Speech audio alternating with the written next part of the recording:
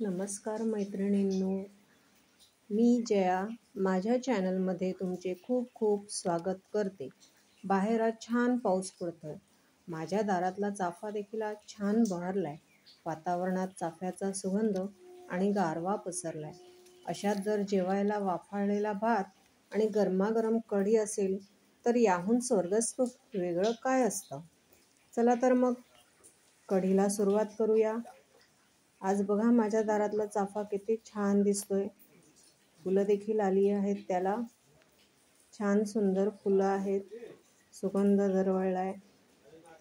आज मस्तपैकी गरमागरम कढीचा बेत ठेवलाय मी। चला आपण बघूया, सुरुवात करूया कढीला।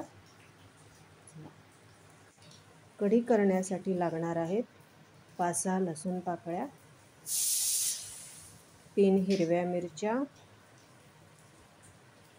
4 आल्याचे तुकडे तुम्हाला हवे असतील तेवढे। हे सगळं मिश्रण आपण वाटून घेऊया।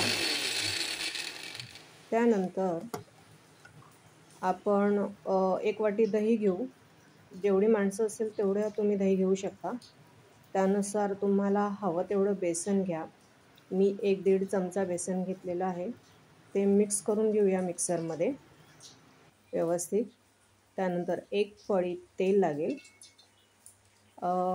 नेहमीप्रमाणे आपलं राई, जिरं, राई छान तडतडू द्या, तिचा आवाज येऊ द्या। त्यानंतर जिरं घाला, 3-4 लवंगा घाला, त्याने छान असं चटका येतो कढीला। आणि मेथीचे दाणे घाला। तेल छान गरम झाले, कढीपत्ता घाला। त्यानंतर वाटण वाटून ठेवलं आपण, ते वाटण घाला, छान मिक्स करा।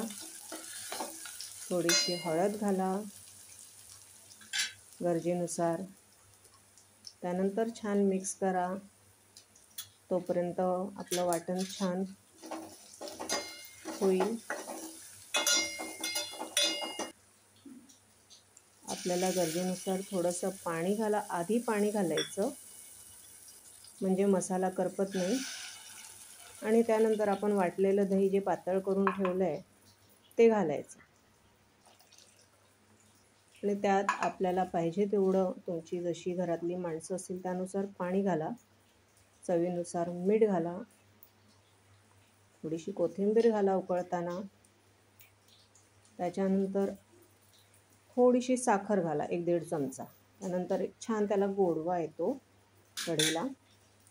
आणि छान अशी एखाद उकळी फुटली, ती काही कढी फुटत नाही। उकळी फुटल्याने कढी कधीच फुटत नाही। बघा आपली आंबट गोड तिखट चविष्ट कढी तयार।